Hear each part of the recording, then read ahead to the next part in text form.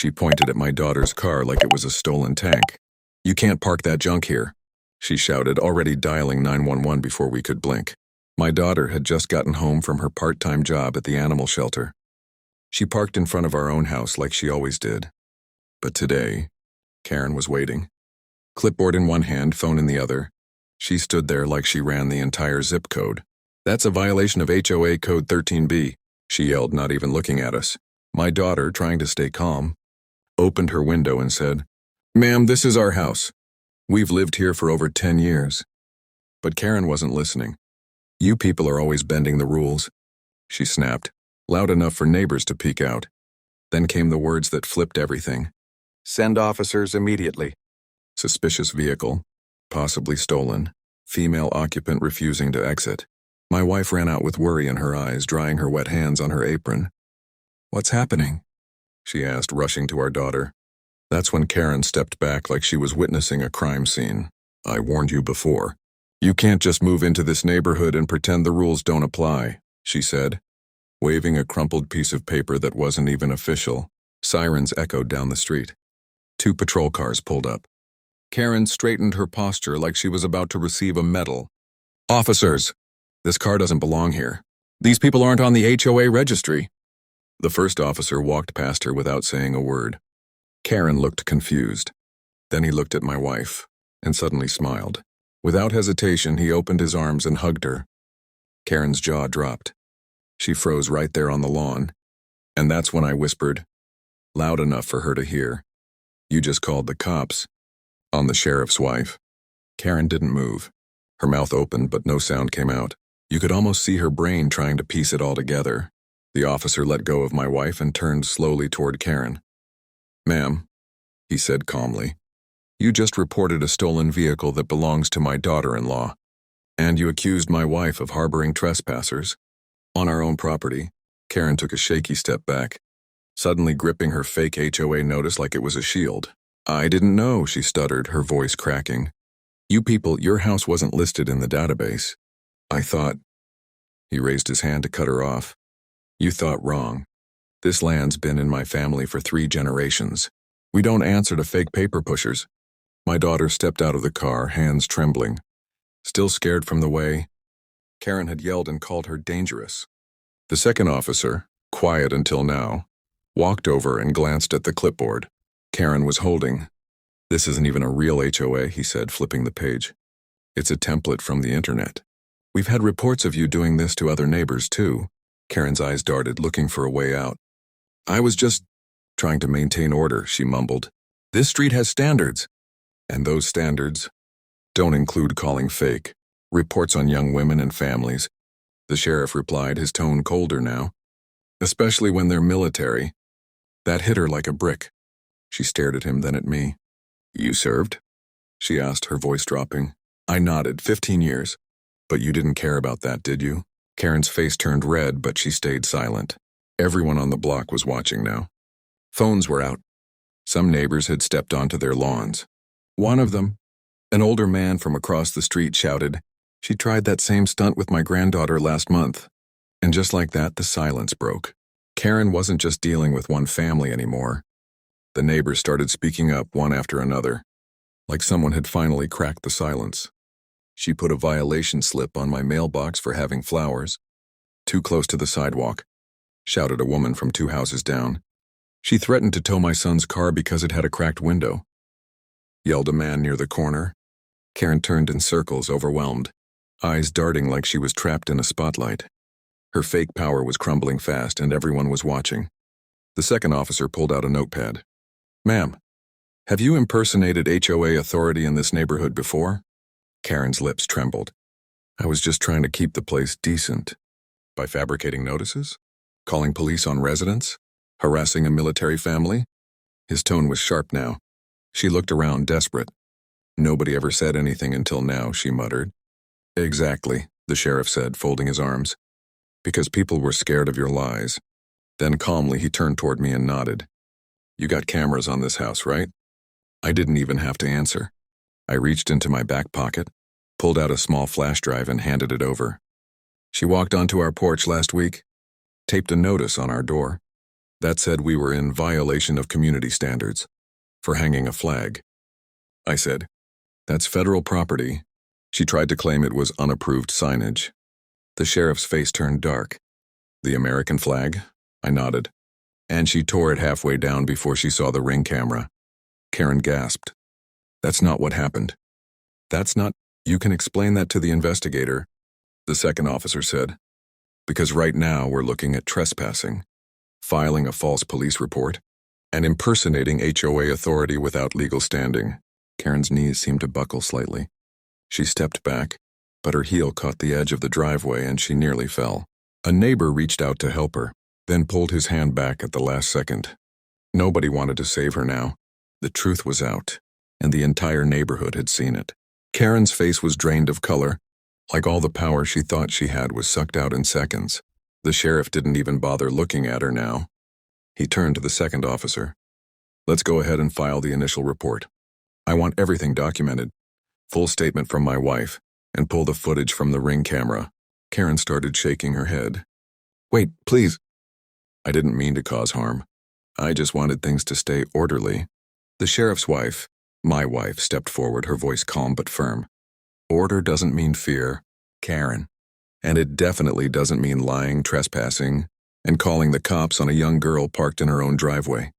Karen looked down like a child being scolded in front of the whole class. Then my daughter spoke, her voice soft but cutting. "You didn't even ask my name.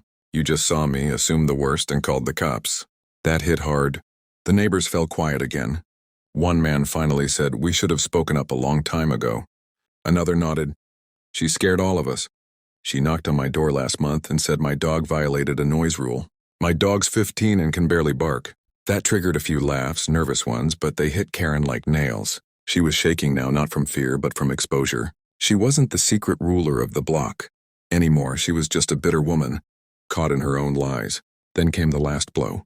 The sheriff looked directly at her and said, "I know you've been placing those fake violation slips on houses to push out people you don't like. My wife's not the first one you've tried this with." Karen opened her mouth to deny it, but the officer raised a printed photo in his hand. "Caught you on camera last Tuesday, 4:32 p.m., taping one to the Martinez family's garage." Her shoulders sank. Her words died before they left her mouth. The mask had fully fallen off now, and she knew it. Karen's silence was louder than any of her screams. The neighborhood had turned against her, not with pitchforks, but with truth. Real faces, real voices, real stories. One by one, people who had been afraid to speak were now stepping forward. A woman in scrubs came down the sidewalk holding her toddler. She left a notice on my car window saying I wasn't allowed to park overnight, even though I showed her my lease. I work night shifts. I cried in my car that day. Karen didn't even look up. My wife put her arm around the nurse gently, and the moment felt real, not dramatic, just painfully real. That's when the second officer got on his radio. "Dispatch, we need HOA complaint records for this address and adjacent units. Possible pattern of targeted harassment." Karen looked up fast. No, this is getting out of hand." It got out of hand. "When you used fake power to harass families," the sheriff interrupted, "especially a veteran's family." I took a deep breath and finally said it. "I fought for this country so my daughter wouldn't have to fear a neighbor more than a stranger." That line hit deep. I saw one of the neighbors record it, then put a hand over her mouth. Tears. Not for us, but maybe for how long this was happening and no one stopped it. Karen finally whispered, "I didn't know you were military." And I looked her straight in the eyes and said, "That's the problem. You judged who we were, without ever asking." The sheriff turned and started walking toward his cruiser. "Ma'am," he said without looking back, "you'll be getting a visit. And this time it won't be a warning." Karen didn't follow. She didn't argue. She just stood there in the middle of the street, while the very people she tried to control walked right past her, free. As the sheriff and his team drove off, the street didn't go back to normal. It got quieter, heavier, like everyone was still trying to process what had just happened. Karen stood frozen near the edge of our lawn, gripping that phony clipboard like it was the last piece of her broken authority. My daughter went inside with my wife, still shaken, and I stayed outside. Not to gloat, just to breathe. A few neighbors stayed too. People who never really talked to each other before were suddenly connected by the same story. One of them, a retired school teacher, came over and said, she tried to tell me my garden flags were political propaganda. I took them down because I didn't want trouble, but I wish I hadn't. I nodded. That's how she gets power. Not through rules, through fear. Karen finally moved. She turned slowly and walked back toward her house. No yelling, no threats, just a slow walk of someone who had finally been seen for who they were. I noticed she didn't even look at anyone, and nobody looked back with sympathy. About an hour later, as we were eating dinner, there was a knock on the door. My wife opened it cautiously. It was the second officer, alone this time. He handed her a document. Preliminary report. Sheriff wanted you to have a copy for your records. She thanked him. And before leaving, he added, there'll be a full investigation into her actions. The footage you gave us was clear, especially the part where she tried to tear down the flag. He paused, then smiled slightly. This neighborhood's lucky your cameras caught it. Most people don't get proof. After he left, we sat quietly. Even my daughter, who normally filled the room with noise, didn't say much. And then, from the dining room window, we saw something. A moving truck. Right in front of Karen's house. A couple of men were loading boxes onto the lift, and Karen stood on her porch, arms crossed, face stiff like stone. She wasn't yelling. She wasn't pretending. She was leaving, and not a single person stopped to say goodbye. The next morning, the street felt different, lighter, as if some invisible weight had finally been lifted.